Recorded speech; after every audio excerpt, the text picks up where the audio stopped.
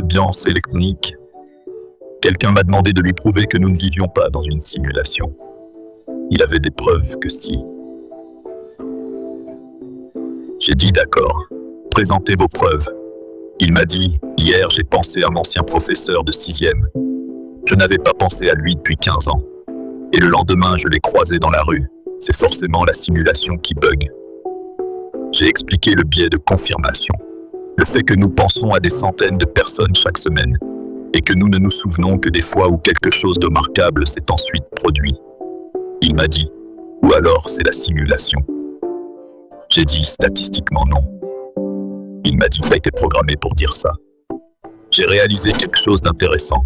Si je prouvais que ce n'était pas une simulation, j'avais été programmé pour le dire. Si je confirmais que c'était une simulation, j'avais été programmé pour le dire aussi.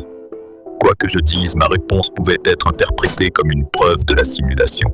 C'était encore un système non falsifiable. Je commence à en voir partout. Il m'a donné une deuxième preuve.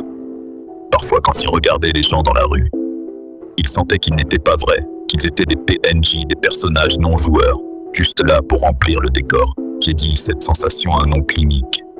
Il m'a dit déprogramme-toi et regarde la vérité. J'ai essayé une autre approche. J'ai dit, si vous vivez dans une simulation, à quoi ça change concrètement votre vie? Il a réfléchi.